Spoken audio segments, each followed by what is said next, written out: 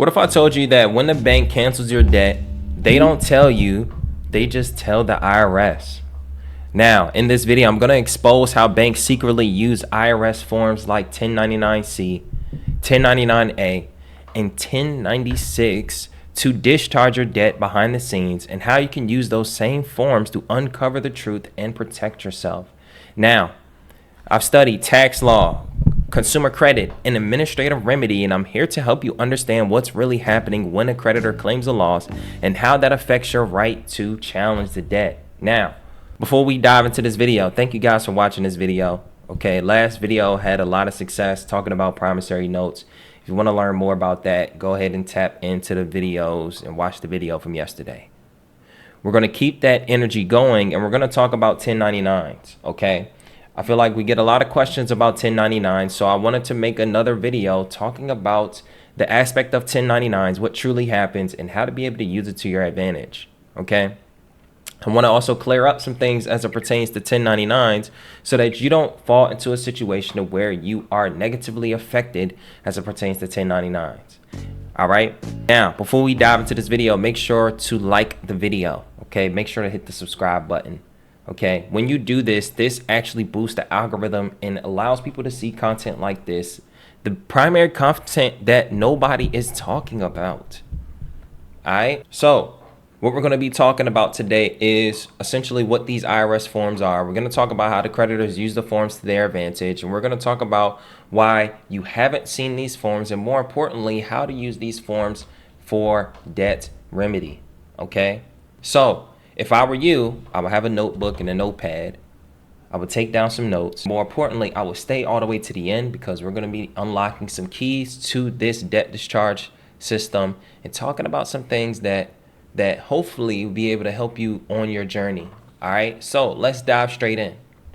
Okay, first thing I want to talk about is the aspect of what a 1099-C is. All right, a 1099-C is the cancellation of debt, is an IRS tax form used to report debt that has been canceled or forgiven by a creditor. Okay, it also says the purpose. Reporting canceled debt. Form 1099-C notifies both the IRS and the debtor that the debt of $600 or more is no longer owed. Okay?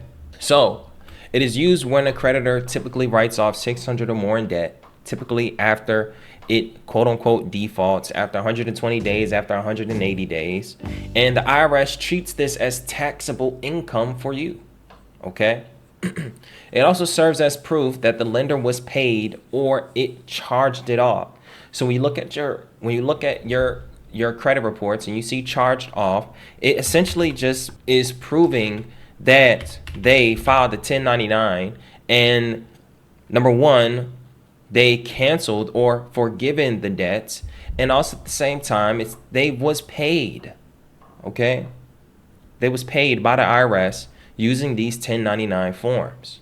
Okay, so we're going to talk about the aspect of how to use this to your advantage, but right now I'm just talking about what a 1099 form is. So then I want to talk about the 1099-A.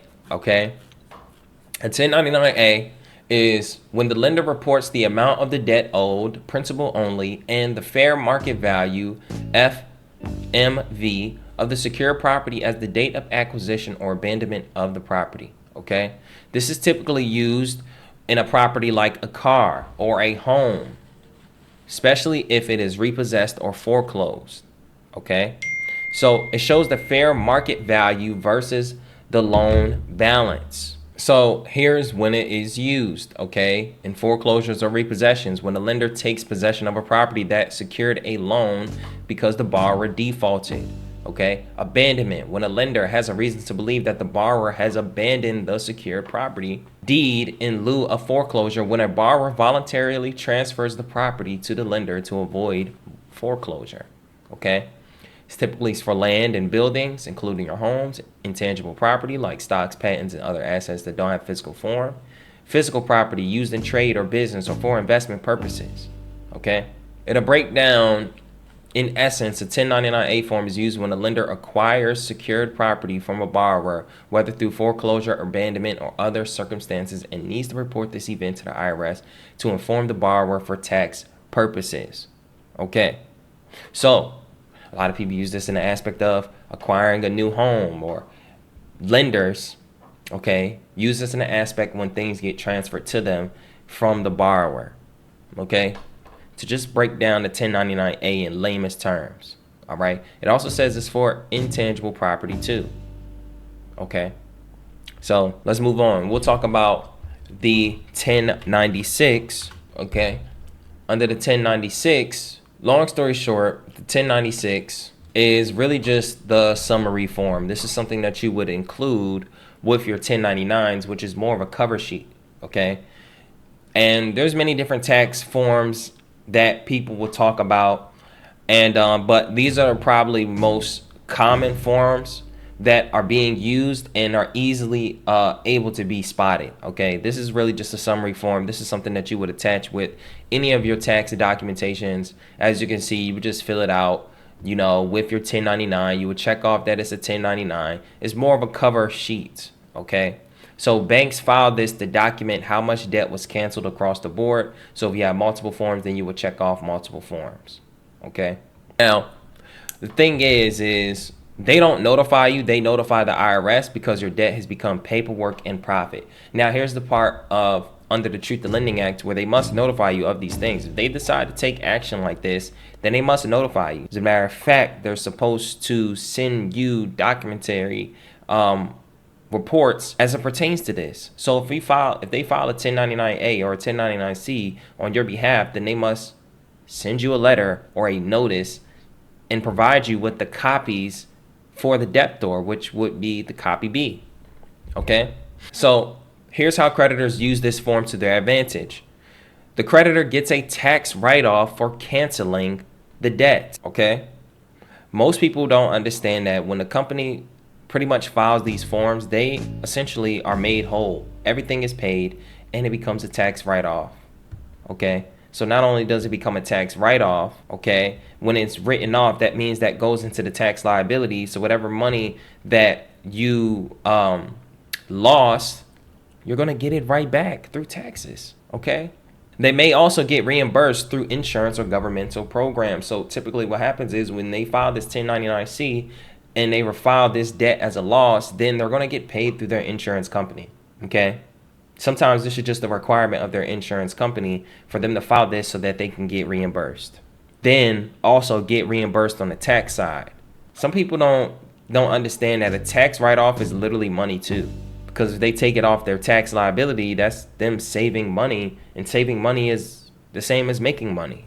Okay, and then they still try to collect from you or sell it to a debt buyer. So the aspect of them filing a 1099-C and getting the reimbursement for the cancellation, making money, and also it becoming a tax write-off, they also try to collect it from you still, or they will just sell it to a debt buyer. Now this is where it's called double collection, double recovery. That is actually unjust enrichment.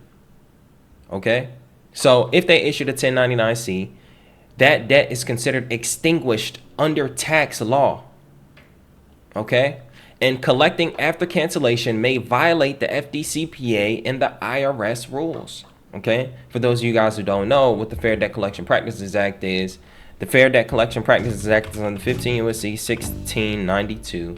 Under 15 U.S.C. 1692, you dig me? You can pull this up and it pretty much breaks down everything about the Fair Debt Collectors, Fair Debt Collection Practices. Okay, and there's a thing under unfair practices, false and misleading representation, validation of debt, furnishing deceptive forms, things of that nature that falls in line with this.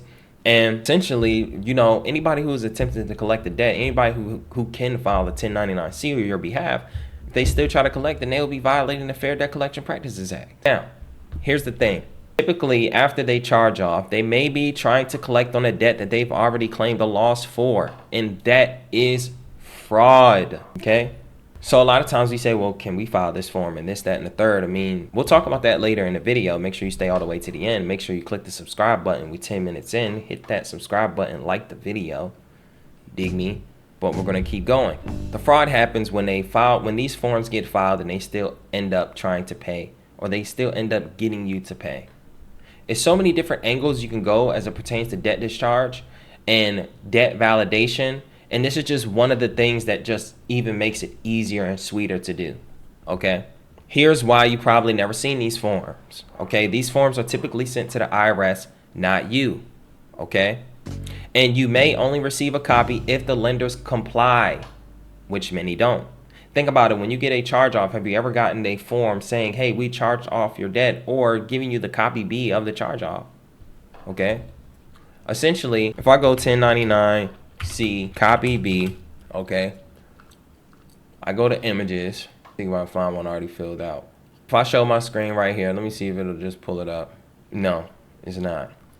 But long story short, when you fill out a copy, or when they fill out a 1099, okay, you're supposed to get copy B, okay? This is typically what should come to you after they file that 1099, okay? If this doesn't come to you, then they are not complying with the law, okay? So they typically count on you not knowing what to ask for, okay? You request a copy of your 1099-C or your 1099-A filed in your name, and you want to ask in your debt validation or conditional acceptance letter for it, okay? So a lot of times you could just simply put in your debt validation letter, your conditional acceptance letter, hey, was a 1099-C filed? If so, can you send me the documents? Can you send me the copy B of the 1099? You can use the Freedom of Information Act request if needed. Under the FOIA is essentially the federal law that grants public access to records held by federal agencies. It allows individuals to request records from these agencies with some exceptions to promote transparency and accountability. So if a company decides, hey, you know, we're not going to send you this, or we don't have it, or they're going to act like they can't send it to you, you just use this federal law to your advantage. Okay. Now, just because you didn't receive it doesn't mean it wasn't filed. If you have a charge off, then it was 100% filed. If they decide not to give it to you, then they are violating the Truth in Lending Act. They are violating the FOIA. They're also violating the Fair Debt Collection Practices Act, because under these acts, under these laws, rules, and regulations, they must provide disclosures on any type of use of your credit. Okay. So let's just talk about, because now we kind of talked about why you never seen it. It's just a manipulation tactic. They don't want you to know that they're doing this behind the scenes because they want to make extra money off of you. Okay. So we're going to talk about how to use these forms in your debts remedy. Okay. Now, number one, the first thing you want to do is you want to include a demand for your 1099-C and 1099-A in any dispute. Now, actually, before I talk about this, make sure you guys understand that this is not legal advice. This is not financial advice. Do your due diligence and only employ these tactics after you have done your own research, okay? And if you need to, consult a tax professional and a legal representative, okay? Because I am not that, all right? But this is for educational purposes only. Include a demand for the 1099-C and the 1099-A in any dispute, okay? So when you are disputing it, make sure you ask for that. All right? There's nothing to be afraid of. You can ask for that. Okay?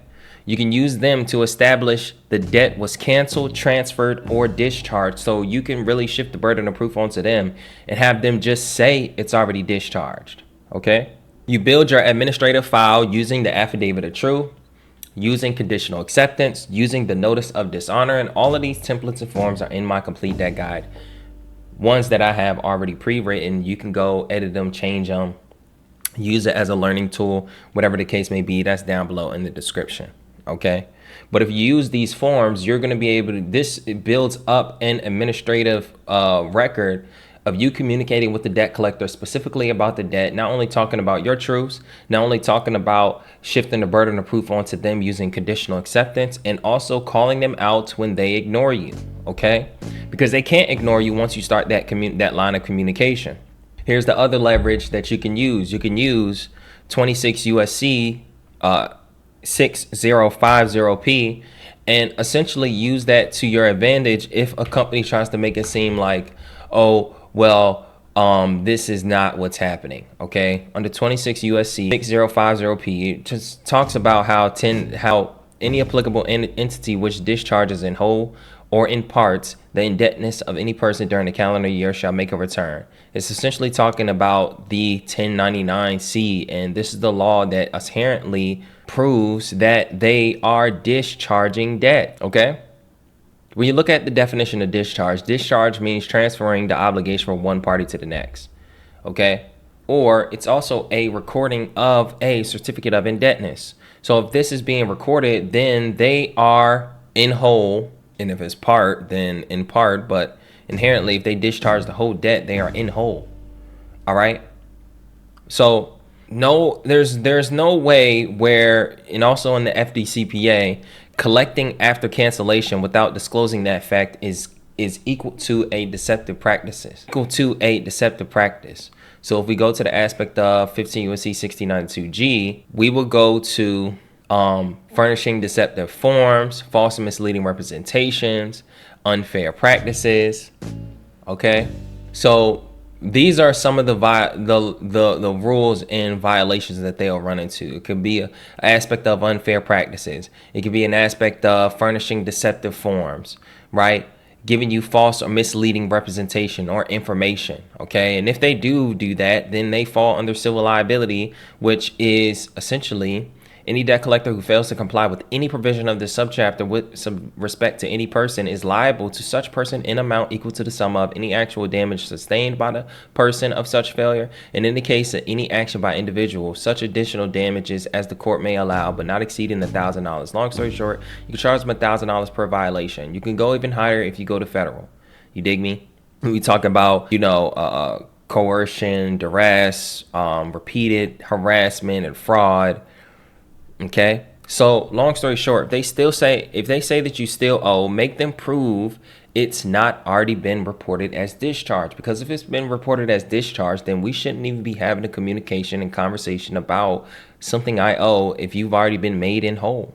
Okay, now I want to specifically talk about how to how an advanced remedy strategy so that you can be able to use a 1099, any type of 1099 form to get remedy. Okay, so first things first, you want to send written requests for the 1099-C cancellation form. You want to send written requests for a 1099-A abandonment form, and you want to send a written request for that 1096, that summary for that year as it pertains to your account. Okay, you want to match this with your trust process. So if you have a trust, if you communicate this through your trust, then it gives you more enhanced layer of protection. But then also at the same time, you want to make sure to assign this debt to your trust if you're going through a trust.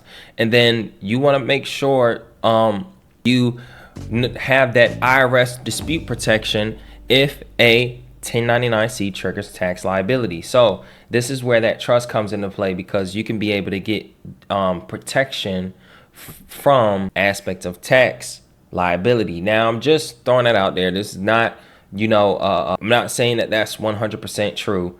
Okay, I'm not trying to lead you guys down the path of not paying taxes or doing anything that may put you in a detriment. So make sure you do your due diligence, okay? But the thing is that the paper trail is the proof. Once they file that 1099-C or your account is charged off and there's record of it, then all you got to do is just find the paper trail. All you got to do is enforce that they give you the papers and give you the information so that you can then take that and deliver it to a credit bureau. Take that and use that as evidence in court if they try to have you default, or if a debt buyer reaches out to you or a debt collector reaches out to you that's not the company, which typically happens after they charge off the debt, then you use this information and say, hey, the debt has already been settled, and the Fair Debt Collection Practices Act actually protects me against unjust enrichment. Okay, it protects me against double recovery. Okay, so when it comes to the aspect of utilizing the 1099, when it comes to the aspect of, challenging debt collectors, when it comes to the aspect of what happens behind the scenes using these 1099s or these IRS forms, you have to fully understand how they are using this and how they using it to not only get their money on the back end, but they're also still trying to collect. And once you understand that this is the fraud that is happening, okay, once you understand that it's that, you know, their goal is not really about the money, okay. I'll say this all the time. It's a big energy thing. And someone will say, well, if they already made money, why are they still coming after me? Well, number one, they want to make more money. But number two, it's the energy exchange. The more that you put energy into them, the more control they have over you. Okay. So this is why we talk about this on this channel. When we look at the aspect of, you know, one, I have people reach out to me and say, hey, look, man, I filed a 1099-C and they didn't accept it, or the IRS accepted it. What do I do now? I mean, if the IRS accepted it, then you send them copy B and let them know that it was written off. Okay. Now, I wouldn't tell a person to file a 1099-C. I would just wait for them to just file and discharge it, because that'll make it an easier argument. Yes, it may take much longer, but if you file the 1099-C, you're then going to have to prove not only to them, but to the IRS that you are a lender, okay? And again, it's not that hard to prove that to one, but you have to know your stuff. You have to know the law. You have to know the Truth in Lending Act. You got to know how to be able to argue that and prove that to them. But here's the thing. I'm not here to prove anything to them. I'm here to have them prove it to me. Because when I have them prove it to me, then you guys are saying with your own mouth whether or not what I'm saying is true. Okay? And if what I'm saying is true and you lie to me and say that it's not true, then you are the one in violation. Versus the aspect of, if I try to prove something to you, you'll just keep denying all of my claims. And what I'm going to tell you, prove that what I'm saying is not true? No. This is the truth right here. This is the law. You prove that you are above that. You prove that what law gives you the opportunity to disagree. Or in the aspect of, when I ask you for documentary evidence and you say you can't give it to me, or you give me the runaround, then I want you to know that you are just violating me. I don't give a heck about proving nothing to you. Go ahead and violate me, and I'm just going to take you to court. That is how we trap debt collectors. We put them in a position where they do the work for us, and then now all we have to do is just communicate that the work has already been done. Okay? That is how you challenge debt discharge. Okay? It's not just about you filing the 1099-C. It's not just about you filing a promissory note. It's not just about you filing the coupon per minutes. It's more about the communication and the negotiation, shifting the burden of proof on them, using affidavit of truth, using conditional acceptance, challenging their claims, and have them and shift the burden of proof onto them so that they can literally back and talk themselves into your discharge. Okay? Because take me to court on the premise that I didn't pay something I agreed to pay, but if I already challenge you and ask you to prove X, Y, and Z, and then I will pay, I've given you an opportunity to just prove the facts to me. If you prove the facts to me, then yes, I will pay. But you decided not to prove the facts to me, so that's exactly why we are here in court. You're sitting here acting like we didn't have this discussion. Don't worry, Your Honor. Here is the letters. Here's the documentary evidence. Here's me literally asking them for it. Here's the evidence of the charged off debt that I've personally found, and I asked them for it, and they decided not to give it to me. Here's the evidence of the debt collector that they also sold my information to, which under the Fair Debt Collection Practices Act, under 15 U.S.C. 1692B, it literally says acquisition of location information is also a violation. If somebody acquired my information without my consent, that is a violation. See, I can keep going down the violations under the Fair Debt Collection Practices Act before I even get to the Truth in Lending Act, or how they didn't give me the proper disclosures, how they didn't inform me of their credit. They used the uninformed use of my credit. They didn't even inform me the fact that they was going to file the 1099-C prior to them filing it. And then on top of that, they didn't comply to the law and give me my copy B like they are supposed to. And when I asked them for it, they try to act like they couldn't give it to me. Okay? So, before I go even more deeper into a tangent, okay, the IRS knows that your debt is discharged. Okay? That's the reality. They know it's discharged.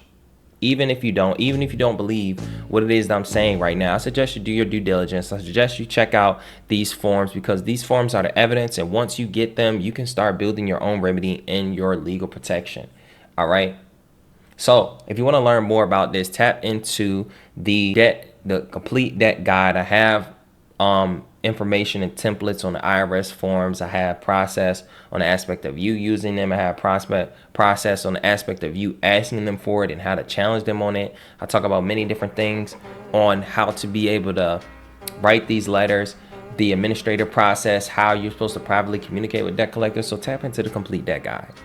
Okay, you tap into the complete debt guide, boom, you're going to be able to learn a lot of information and get the resources and templates. So boom, that's the complete debt guide. Number 2, if you want to work with me one-on-one, okay, I have a very strict one-on-one. Okay, if you apply and I look at your questions and your questions don't align what it is that I help one do, as far as helping one fix their credit, helping one get to 100K in funding, helping one build wealth, and helping one understand consumer law so that they can be able to go and grow in their business, do not book a call, okay? But book a call if that's something you are attempting to doing, okay? There's many people who will book this call and they get on the phone. They're not ready to invest in themselves. They're not ready to actually take action. They're literally just getting on the phone and wanting to ask me questions. But in order to respect both of our times, it's not about you asking questions, about figuring out whether or not we should work together or not, okay? So if that's something you want to do and you want to be coached privately by me, tap into that one-on-one mentorship. Number 2, if you want to follow me on Instagram, go ahead and follow me at biz.nick on Instagram. Also check me out on Twitch. The link will be in the description. We are planning to do live breakdowns, so make sure you tap into that. And my last question is, have you ever asked a collector for proof and they didn't get paid? Drop a comment down below. Remember to like, subscribe, turn on the post notifications, because they profit from your silence, but not anymore. I love you guys. If you got this far, comment the word discharge. Happy Friday, and I'll see you in the next one.